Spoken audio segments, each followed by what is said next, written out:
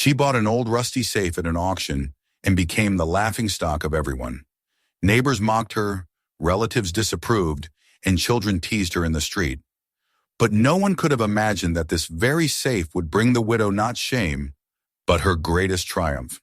Subscribe to the channel and write in the comments where you are watching this video from. The house at the edge of the valley seemed to sigh with the weight of years, its timbered bones groaning each time the wind pushed against its walls. Inside lived Martha Hensley, a woman of 50 who carried the look of one who had endured much and expected little more from life. The loss of her husband 3 years before had carved deep lines into her face, and although her body still moved with strength, her eyes betrayed the loneliness that had settled in her like dust upon old furniture. Every corner of her home held remnants of the man she had loved. His boots resting by the back door, cracked but polished, a coat hanging on a nail in the entryway, a handful of tools arranged neatly on the workbench as though he might return at any moment to take them up again. Her days were measured out by chores that never truly ended.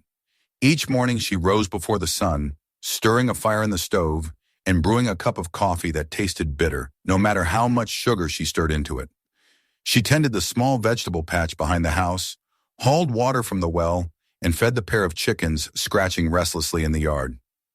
To anyone passing by, it might have seemed like a life of quiet sufficiency, but Martha knew better. The silence was too large, pressing in on her from every direction, making her every task echo with absence.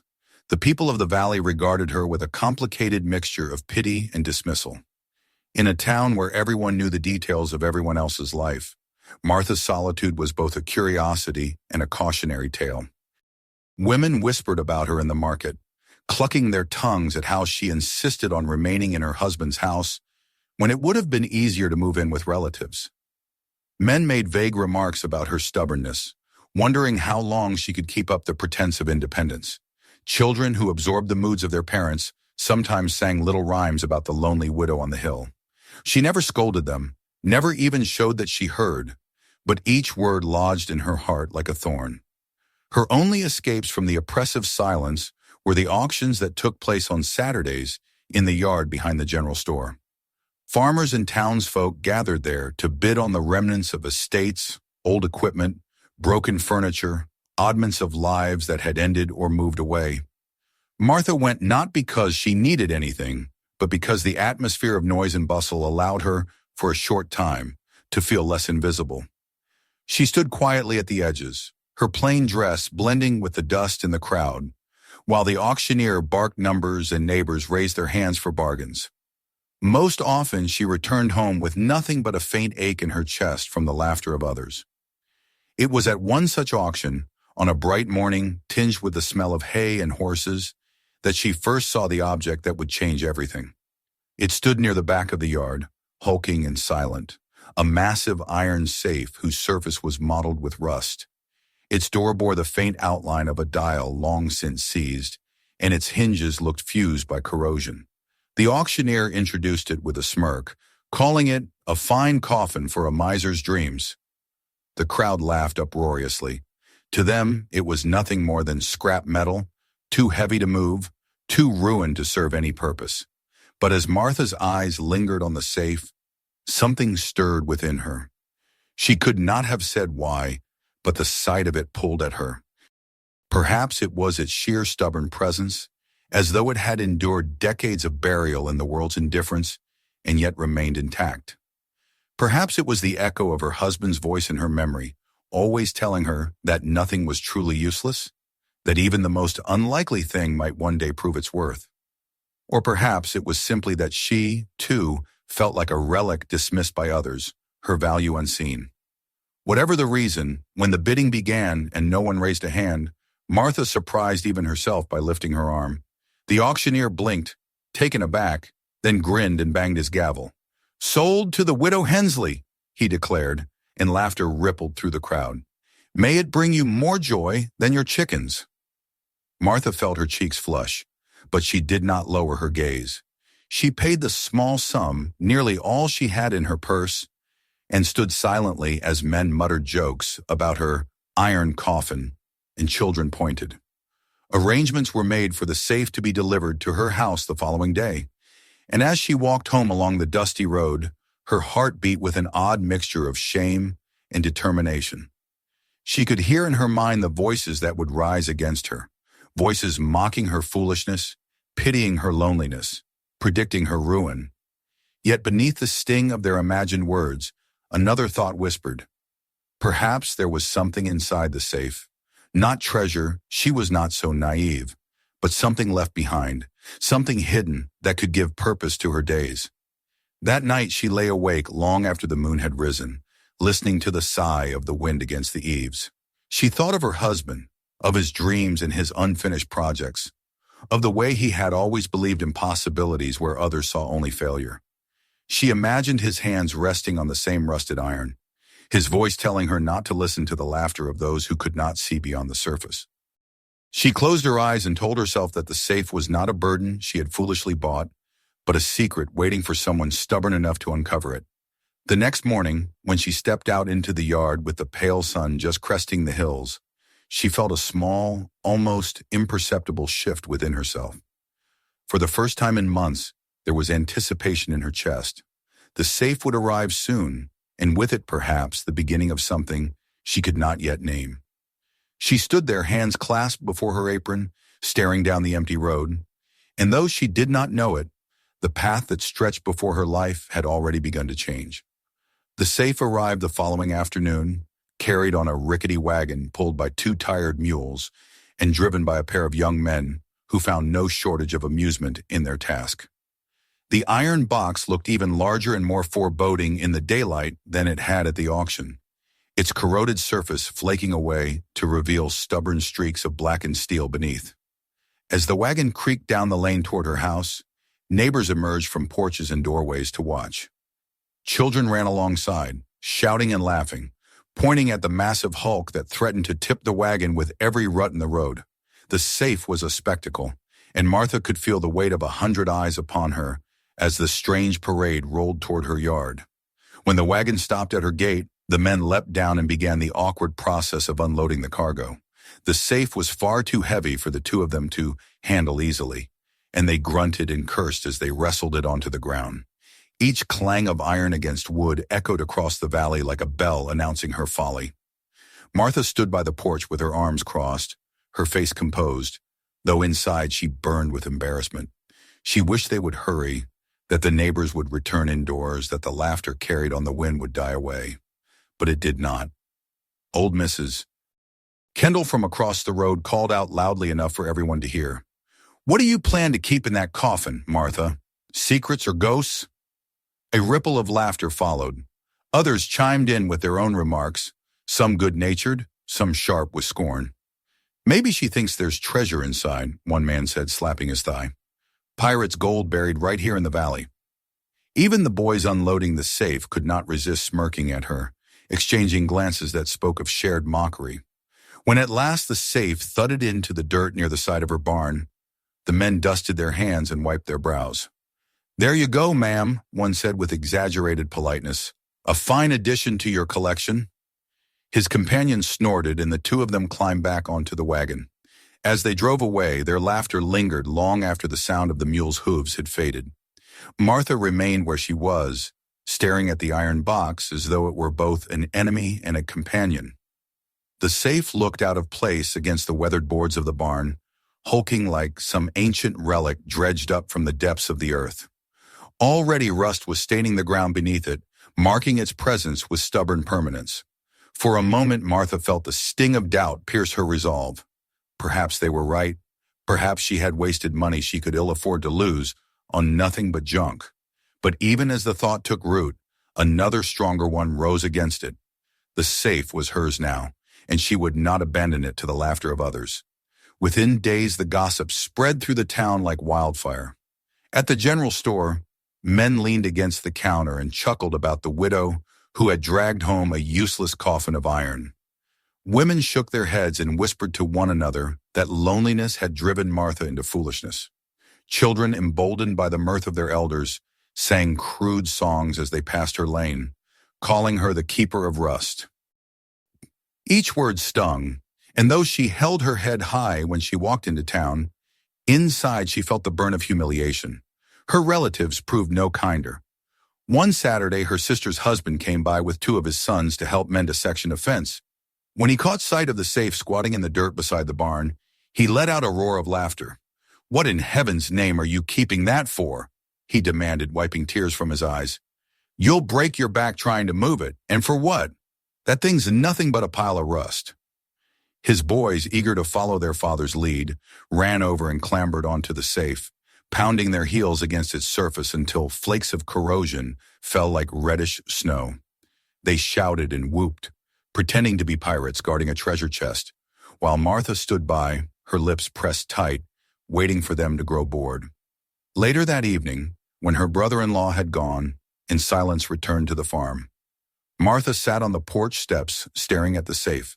The laughter of the day echoed in her ears, sharper than the chirp of crickets rising in the dusk. It would have been easy to give in, to call the scrap dealer and have the iron hulk hauled away. Yet as she studied its battered surface, she felt the same curious pull she had experienced at the auction. There was something within it, something that spoke to her in the language of silence and stubbornness. She thought again of her husband, of his belief that nothing truly endured without purpose. She would not surrender the safe, not yet. So she began to work. At first it was only a tentative brushing at the surface with an old wire brush she found in the shed. Rust fell away in showers, revealing streaks of metal that gleamed faintly in the sunlight. The work was slow, grueling, and left her hands raw and blistered. But as the days passed, she grew more determined. Each evening, after she had tended the chickens and watered the garden, she returned to the safe, scraping, hammering, coaxing the iron to yield its secrets. She felt the eyes of neighbors upon her, passing by on the road and shaking their heads. Some stopped to jeer, others simply smiled in pity. But Martha ignored them. At the Sunday service, she felt the weight of their stares as she entered the church. The preacher, a man who prided himself on gentle admonitions, spoke vaguely of the dangers of vanity and foolish pursuits. Though he never mentioned her by name, every head seemed to turn in her direction. Martha sat straight-backed in the pew, her hands folded in her lap, and endured. When the service ended, women gathered near the steps to whisper, and men offered condescending smiles. Only the children spoke plainly, tugging at her skirts and asking if she had found the treasure yet. She answered them with silence, but inside she felt the sting of their words sharpen her resolve. The ridicule did not end, but rather grew louder with each passing week. At the market, Samuel Wright, once a friend of her husband's, clapped her on the shoulder and said loudly enough for all to hear, "If you keep on with that rusted box, Martha, you'll be the laughingstock of the whole county." Laughter followed his remark, a chorus of voices that made her cheeks burn.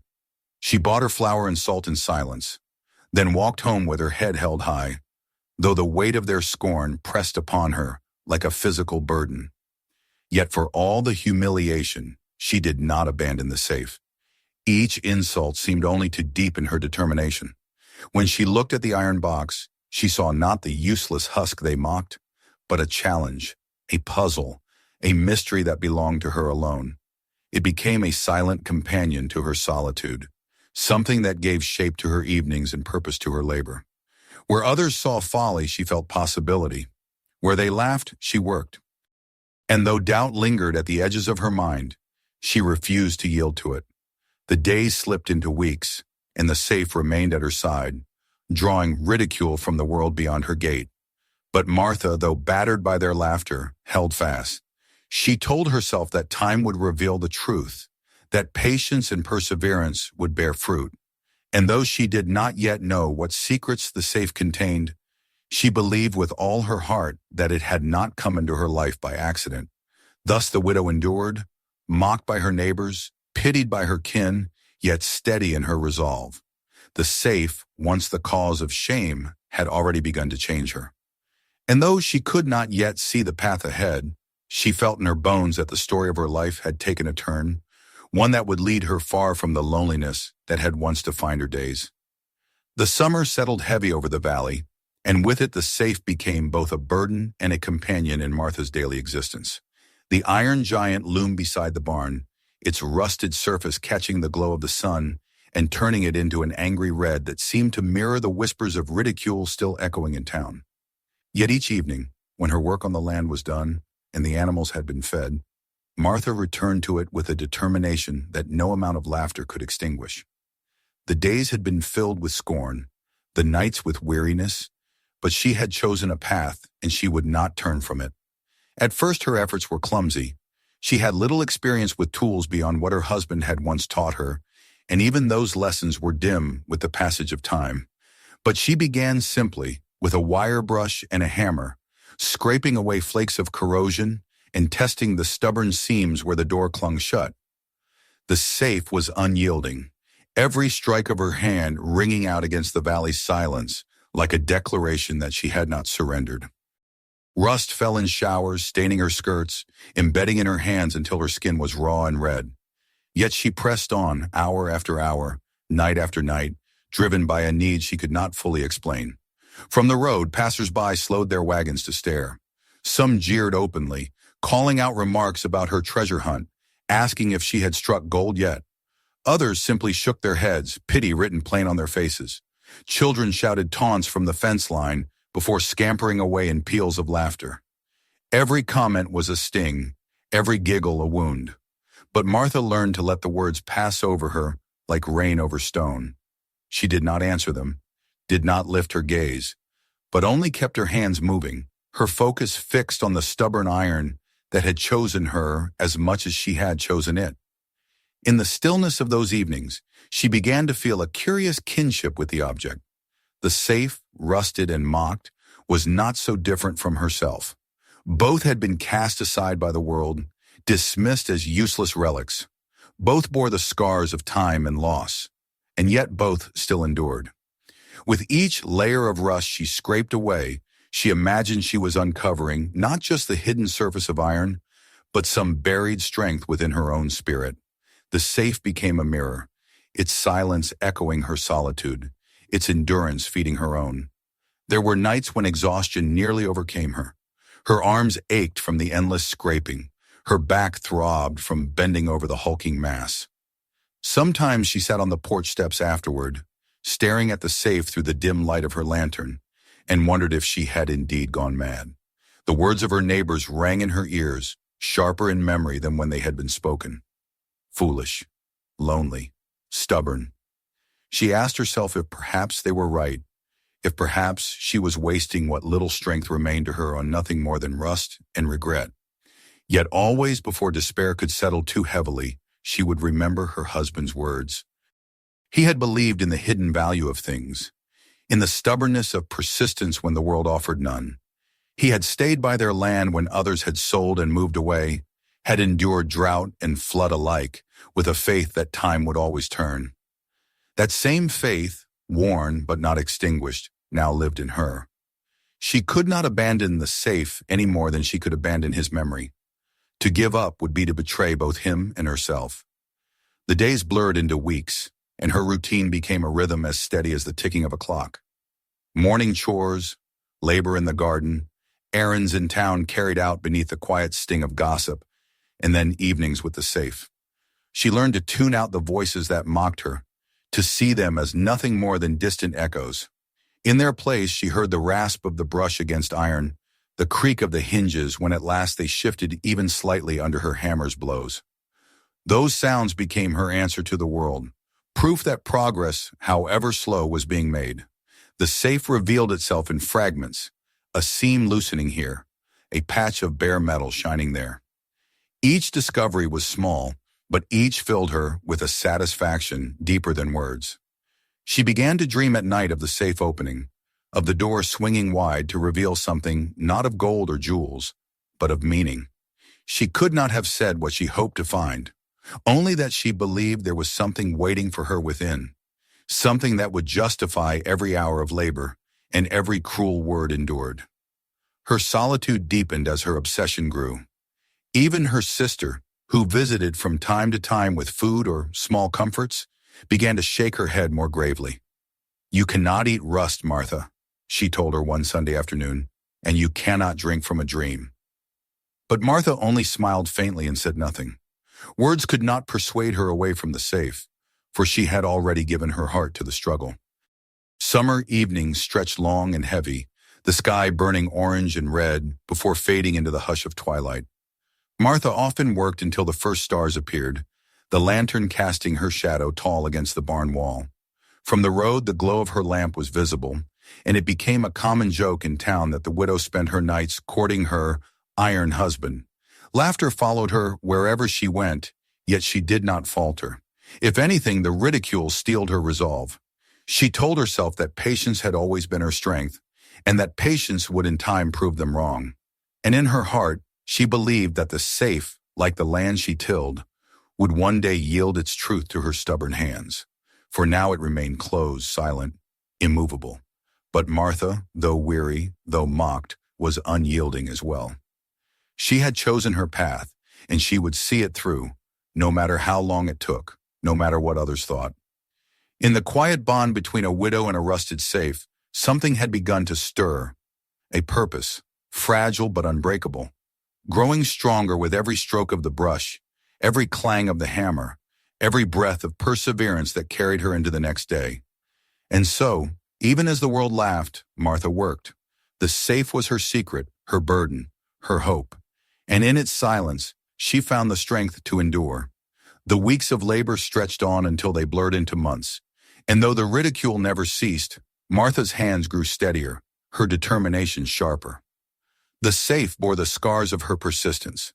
Patches of bare metal now shone through the rust, and the hinges, once fused immovably, had begun to groan under the blows of her hammer. Each evening she returned to the task with the same quiet faith, her lantern casting a circle of light around the hulking figure as though it were a shrine she alone tended.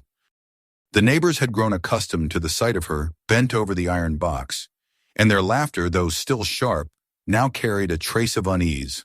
For all their jeers, they could not deny that the widow had outlasted them all in stubbornness. It was one sweltering evening, when the sky burned red with the last fire of the sun, that the turning point came. Martha had been striking at the lower hinge with her hammer, each blow sending sparks into the growing dusk. Her arms trembled from fatigue, and sweat ran in rivulets down her face, soaking into her plain dress. She raised the hammer once more, and as it came down, a sound split the air. Not the usual dull clang of iron against iron, but a sharp crack, followed by a low groan that seemed to come from the safe itself. She froze, her breath caught in her throat. Then slowly, impossibly, the hinge shifted. It was only the faintest movement, but to Martha it felt like the earth itself had opened beneath her feet. Encouraged, she worked with renewed fury, prying and striking, whispering words of determination under her breath. The minutes stretched into an hour, the stars appearing one by one overhead, until at last the second hinge gave way with a scream that echoed across the valley. Martha dropped her hammer, her heart pounding. With trembling hands, she seized the edge of the door and pulled. At first it resisted, as though reluctant to yield its secret.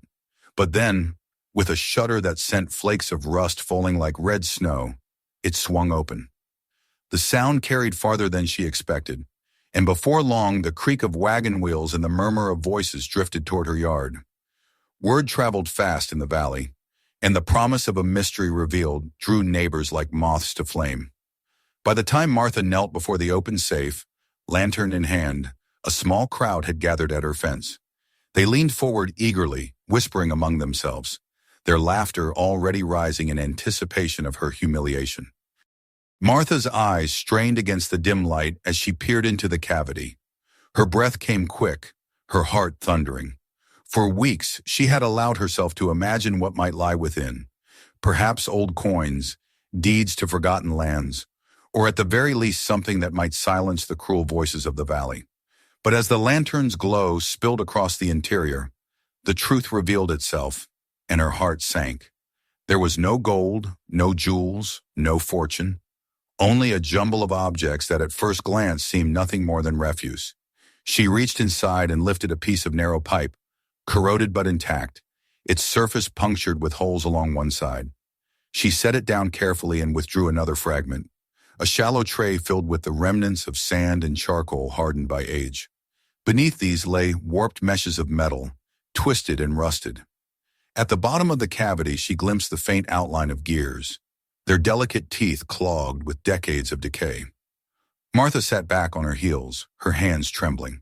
She felt the weight of the crowd pressing against her, their laughter beginning to swell as they realized what she had uncovered. "Rusted pipes!" someone shouted. "That's her treasure!" The chorus of mirth followed, loud and cruel, rolling across the yard until it seemed even the barn itself shook with derision. Others added their voices, declaring that the widow had wasted her summer on nothing more than scrap fit for the junkyard. Children jeered from the fence, shouting that they had more treasure in their pockets than she had in her iron coffin. Martha felt the heat rise in her cheeks, the sting of tears threatening her composure. She wanted to close the door, to shut away the useless relics and the cruel eyes fixed upon her. Yet even as shame threatened to overwhelm her, her gaze fell once more upon the fragments scattered at her feet. And there, beneath the rust and ruin, she saw something that the others could not. The trays were not random. The pipes were not discarded without reason. There was order in their design, a sequence in their arrangement. Slowly recognition stirred within her, faint but certain. These were not the remnants of treasure, but the pieces of a machine. And more than that, the handwriting on the scraps of paper tucked into the corner of the safe was familiar. She reached for one, her fingers trembling, and unfolded the brittle sheet. The lines upon it, drawings of pipes, arrows indicating the flow of liquid. Notes scribbled in the margin were written in a hand she knew as well as her own. It was her husband's handwriting. Martha's breath caught in her throat as she traced the faded lines with her finger. Memories flooded her. The nights when he had spoken of ideas he wanted to pursue, machines that could help the farmers of the valley endure drought, contraptions that would use simple materials to preserve food or clean water. He had spoken of them as dreams, sketches he never had time to complete. And now here they were, hidden in the belly of the safe, waiting for someone to finish what he had begun. The laughter of the crowd grew louder, cutting through her reverie. She folded the papers carefully, pressing them to her chest, and rose to her feet. The faces beyond the fence glowed with ridicule, their eyes hungry for her humiliation. She did not speak to them, for she knew words would only feed their mirth. Instead, she closed the door of the safe, not with defeat, but with quiet resolve. The rusted hulk had given her not gold, but something far greater, a link to her husband's dreams, a task to carry forward. That night, after the crowd had drifted away, their laughter still echoing faintly in the distance, Martha sat alone beside the safe. The lantern burned low, casting shadows that danced across the barn wall. She spread the papers before her, smoothing the creases, studying the drawings with an intensity she had not felt in years. The shame that had burned her cheeks earlier had faded, replaced by a quiet determination. Let them laugh. Let them mock her until their throats grew hoarse. She alone had seen what lay within, and she alone would carry it forward. The valley believed the safe had yielded nothing but scrap. Martha knew better. The contents were not the end of her folly, but the beginning of something new. Though she could not yet see its full shape, she felt it stir like an ember in her heart, ready to blaze into fire. And so, while the world still laughed, Martha bent over the fragments of her husband's dream, whispering to the silent iron box that she would not abandon it. She would piece together the machine, no matter how long it took, no matter how foolish it made her appear. For in the rust and ruin, she had found not treasure, but purpose. The widow who had been mocked as a fool now stood at the threshold of discovery, and though no one else yet believed, she knew the truth. The safe had not betrayed her. It had given her a gift far greater than gold, the chance to finish what her husband had begun, and to prove that even in a life scarred by loneliness and scorn, there was still meaning to be found. The night after the safe yielded its strange contents, Martha barely slept. The image of the papers and the odd metal pieces haunted her, hovering at the edge of her dreams until she gave up rest altogether and rose before dawn. In the dim light of the kitchen, she laid the brittle sheets across the table, smoothing them with hands that trembled not from fear, but from an unfamiliar excitement. The handwriting leapt out at her, each line a whisper of her husband's voice, each sketch a fragment of his mind reaching across the years. She could almost hear him explaining his vision, his words tinged with that restless energy she had so often tried to temper. Now as she studied the pages, she felt as though he had left her a final task, a gift to bind her days to something greater than grief. When the sun rose and spilled across the fields, Martha carried the papers out to the barn and spread them on a plank propped across two barrels. The safe stood silent behind her, its open door yawning like the mouth of some ancient beast, its iron belly hollowed but not empty. She bent over the fragments with the same patience she had once given to tending seedlings, coaxing meaning out of the faintest details. Pipes, trays, gears, all were drawn in deliberate order, arrows showing direction, notes marking adjustments. The design was not complete, but the intention was unmistakable. This was a machine for cleansing and preserving, a device meant to save water and perhaps grain from spoilage. She began at once. From the back of the barn she fetched old tools, many of them unused since her husband's passing, coated with dust but still sturdy.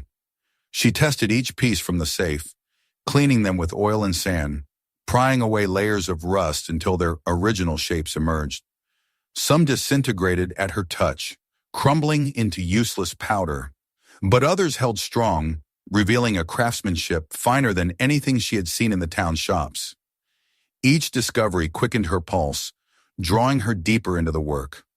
When neighbors passed along the road, they saw her bent over the fragments, her skirts stained with oil, her face smudged with soot. They called out their jokes, as always, mocking the sight of a widow playing at being an inventor. One man shouted that she was building a contraption to spin straw into gold. Children laughed, asking if the iron coffin now served as her toy chest. Their voices carried sharp as thorns, but Martha no longer flinched. The laughter that once burned her cheeks now slipped off like water on stone. For within her barn lay more than scraps. It held a seed of promise, and she was the only one who could see it. Her efforts were slow and clumsy at first. She had never been trained in mechanics, never studied the intricacies of design. But necessity became her teacher, and patience her guide. She scavenged from broken farm implements, cutting bits of copper and tin to shape, fashioning replacements for the pieces too decayed to save. Her hands, once soft from years of tending house and garden, grew calloused and strong. Blisters turned to hardened skin, and the ache in her shoulders became as familiar as the rhythm of her breath. She measured twice, cut once, tested each fit as though the machine itself whispered directions. Some nights her progress seemed hopeless. The contraption sat before her like a puzzle with missing pieces, collapsing under its own weight or clogging with mud during her crude experiments. She would slump on the stool, staring at the mess, exhaustion threatening to crush the fragile fire that kept her moving. But then she would glance at the papers spread on the plank, at the handwriting she knew as well as her own, and her resolve would return. Her husband had believed in this, had poured his last energy into it. If she abandoned it now, she would betray not only his memory but the faith that bound their lives together. And so she continued. Each failure taught her something new. She learned how water flowed differently through layers of sand and charcoal, how pressure shifted when the valves were angled just so, how gears required precision to move smoothly. Slowly, the chaos of parts began to take shape into something coherent. The safe, once a coffin of rust, now housed a beating heart of purpose, pipes curling like veins, trays stacked like lungs, gears poised to turn. The valley, meanwhile, slipped deeper into hardship. The rains that usually came in late summer never arrived. The wells grew shallow, and what water could be drawn carried a bitter taste that made children gag and livestock refuse to drink. The river slowed to a crawl, green with algae that bloomed in the stagnant pools. Farmers muttered in the market, their voices heavy with unease. Crops withered in the fields, cattle grew thin, and mothers whispered prayers as fevers spread among the young. The laughter that had once followed Martha began to falter, replaced by uneasy glances and murmurs of suspicion. People remembered her strange obsession, her nightly labors by lantern light. Some began to wonder if her folly had a darker edge, if she consorted with madness or superstition. But Martha paid them no heed. Each evening she carried buckets of the foul river water into the barn, pouring it into the contraption she was slowly coaxing into life. At first the results were discouraging. Muddy liquid seeping through unevenly, puddling onto the dirt floor. But then one night, after weeks of adjustments, she saw the water trickle clear. It was not perfect, but it was unmistakably cleaner than before. She held it up to the lantern, the liquid catching the light like a jewel, and for the first time she allowed herself to smile. It was a small victory, but it was hers and no amount of ridicule could take it from her. She began refining the process, layering sand more carefully, burning wood into charcoal for fresh filters, hammering new gears with teeth carved by hand. Slowly the water that emerged grew clearer, fresher, free of the foul odor that had clung to it. One evening she dared to drink, lifting a cup to her lips with trembling hands. The taste was sharp and cold, pure in a way she had not known for months. Tears pricked her eyes as she swallowed, for she knew then that the machine was not a dream. It was real and it worked. Still, she told no one. The valley continued to laugh, or at least to whisper, and Martha knew better than to unveil her work too soon. It was not ready, not yet. The contraption was fragile, its parts prone to failure, its operation still uncertain. She needed time, and time was the one resource she could still command. So she kept her secret close, laboring in silence, while outside the drought deepened and the people of the valley grew more desperate with each passing day. Sometimes late at night, when the barn was quiet and only the creak of the beams accompanied her, Martha would pause in her work and imagine what might come. A machine large enough to serve more than her household, perhaps even the entire valley. A device that could take the foulest water and return it as pure as the first spring rain. The thought was bold, almost frightening, but it rooted itself in her heart nonetheless. She knew the valley would never believe her until they saw it with their own eyes. And when that day came, when the laughter gave way to silence, she would be ready. For now she pressed on. Her days began with tending the land and ended with coaxing life from rusted iron. Her body ached, her neighbors mocked, her family despaired, but her spirit did not yield. She had found a purpose in the fragments of her husband's dream, and no amount of scorn could shake it. The safe, once a source of humiliation, had become the vessel of her labor and her faith. In its hollow shell, she had discovered not disappointment, but resurrection. And though the valley still saw only a fool, Martha knew that the day would come when their laughter would falter altogether. For she held within her hands not only the remnants of iron and paper, but the spark of salvation itself. The drought deepened until it seemed the very air itself had been stripped of moisture. The valley, once lush with fields of wheat and orchards heavy with fruit, now lay brown and brittle beneath a merciless sky. Day after day the sun scorched the earth, cracking the soil into a mosaic of dust. The river, once a steady ribbon of life, had dwindled to a sluggish trickle choked with algae. Wells that had sustained families for generations yielded only mud and foul-smelling liquid that turned children's stomachs and sickened livestock. Fear crept into every household, replacing laughter with whispers, prayers, and arguments that flared under the strain of thirst. In the midst of this growing crisis, Martha labored quietly. Her contraption, born of rust and ridicule, had begun to show its true worth. Each evening she carried buckets of foul water from the dying river, pouring them into the intake she had fashioned at the top of the safe.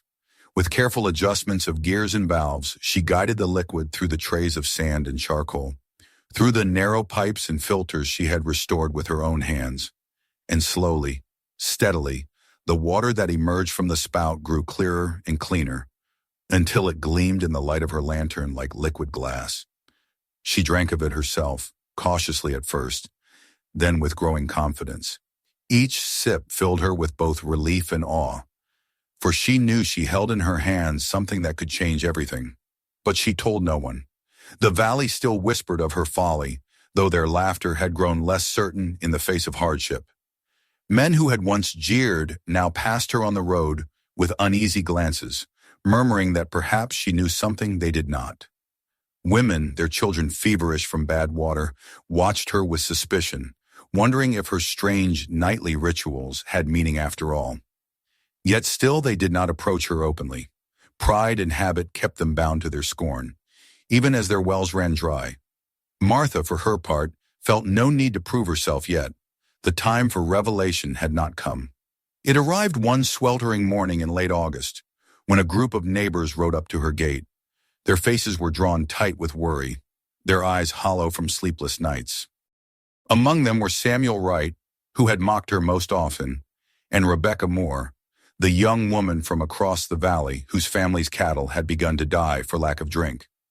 It was Rebecca who dismounted first, her voice urgent as she called out. "Martha," she said, "we've heard talk that you've been working at something with that safe. If there's truth in it, you need to show us now. People are sick. The wells are poison." Martha stood in silence for a long moment, her heart steady. She had expected this hour, though she had not known when it would come. Slowly, she set aside the tools in her hands and gestured for them to follow. They gathered in the yard, restless, skeptical, yet desperate enough to hope. She fetched 2 buckets of foul water from the river, their surfaces slick with algae and stinking in the heat, and poured them into the intake of the machine. A murmur rose among the watchers as the water vanished into the iron belly, as though swallowed by the very coffin they had once mocked. Then came the sound, the low groan of gears shifting, the clink of valves turning under the pressure. The contraption stirred like something alive, and the neighbors pressed closer, their disbelief etched plainly on their faces. For a long moment nothing happened, and Martha could feel their skepticism tightening around her like a noose. But then, from the spout at the base, a thin stream poured forth. It caught the sunlight, clear and crystalline, a stark contrast to the filth that had gone in. Gasps broke the silence. Martha dipped a cup beneath the stream, filled it, and lifted it to her lips. She drank deeply, the cool water sliding down her throat, then turned and held the cup outward. Rebecca stepped forward, took it from her hand, and drank. Her eyes widened in astonishment, her voice barely above a whisper. "It's clean. It's fresh." She passed the cup to Samuel, who hesitated, then drank as well. His expression shifted from doubt to wonder. The crowd erupted in murmurs, awe mingling with fear, disbelief giving way to hope. Mothers clutched their children tighter, their eyes glistening. Old men muttered prayers under their breath. The air itself seemed charged, trembling with the weight of revelation. Martha did not bask in their admiration. She moved calmly about the machine, turning wheels, adjusting gears, demonstrating how the system shifted to clean its own filters, even as it continued to produce water. The neighbors watched with open mouths, astonished at the living rhythm of the contraption. It was more than a filter. It was a mechanism designed to sustain itself, to endure as long as there was water to feed it. They whispered words like miracle and salvation, words they had never thought to utter in connection with the widow they had mocked. By evening, word had spread to every corner of the valley. Families arrived at her farm in a quiet stream, carrying barrels and pitchers, jars and buckets. They set them down in the yard as though making offerings, and Martha, without ceremony, poured their foul contents into the machine. One by one, the vessels were filled again with clear water, sparkling and cold. Mothers bent low to let their children drink first, tears running down their faces as the little ones smiled in relief. Old men sipped slowly, nodding with trembling hands.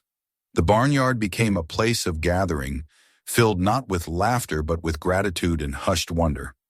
Some offered payment, pressing coins into her hand, but Martha refused each time. "This isn't for sale," she told them simply. "It's for all of us." And though pride bristled in some, no one argued.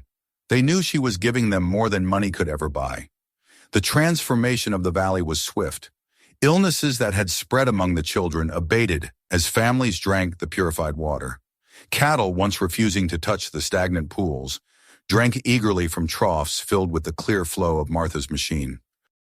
The doctor himself came one afternoon, skeptical at first, but when he tested the water with his instruments and found it pure, his stern expression softened into awe. "You've done more good here than all my medicines," he admitted quietly, and Martha only nodded in reply. Yet admiration was not the only response. In the corners of the town, whispers of unease simmered. Men who had long controlled the valley through ownership of wells and land felt the ground shift beneath them. Virgil Moore, Rebecca's father and the wealthiest rancher in the valley, watched with narrowing eyes as his neighbors flocked to Martha's yard. His deep wells had once made him the unchallenged pillar of the community, but now his authority waned. He had money and power, but Martha had what no one else could offer. Life itself, clear and flowing from the rusted safe they had all mocked. For Martha, life itself seemed transformed. Where once she had walked with the weight of ridicule pressing on her shoulders, now she walked with quiet dignity. It was not pride that carried her, but the knowledge that her patience had borne fruit, that her refusal to yield had delivered something far greater than vindication. Each face she saw at her farm, each child who laughed as they drank, was proof enough. She had not been wrong to hold on when the world mocked her. Rebecca Moore came often in those days, sometimes riding alone, sometimes with her brothers carrying barrels. Unlike many others, she asked questions. She wanted to know how the gears worked, how the filters cleaned themselves, why the water flowed so evenly. Martha explained as best she could, showing her how the weight of water set the system in motion, how the gears shifted valves to keep the flow steady, how the filters refreshed themselves without halting the stream. Rebecca listened with wide eyes, not with greed, but with genuine curiosity. In her, Martha saw something different, a mind that sought understanding rather than control, a spirit that might one day carry the knowledge forward. Autumn came, bringing cooler days, but the wells did not recover. The land remained dry, the river sluggish and tainted. Without Martha's machine, the valley would have withered, its people scattered in search of survival. Instead, they endured, reshaped around the steady trickle of clean water from her yard. The widow, once dismissed as a fool, had become the center of the valley's life. Her barnyard, once the site of ridicule, now stood as a place where hope itself flowed. One evening, as she sat on the porch steps, watching the last of the families depart with their filled barrels, Martha felt a peace settle over her, unlike any she had known in years. The safe stood beside the barn, its iron walls gleaming faintly in the fading light. Once it had been a symbol of scorn, a relic mocked by all. Now it was a monument to perseverance, a vessel of salvation. She thought back to the day she had struck her spade against it in the soil, how the laughter had followed her from that moment forward. She allowed herself the faintest of smiles. They had called her a fool, but in the end, it was the fool who had saved them all. She knew others would try to copy her work. Men like Virgil Moore would not rest while another held what they craved. There would be struggles ahead, battles of pride and power, but she felt no dread. She had endured their scorn, and she would endure whatever came next. The truth was undeniable. In the valley's darkest hour, her labor had given life, and that truth could never be erased. As the stars blinked awake above the valley, Martha rose and poured one last bucket of foul water into the intake. She watched the gears stir, the valves shift, the filters breathe in rhythm. The stream that spilled forth was clear as glass, steady as a promise.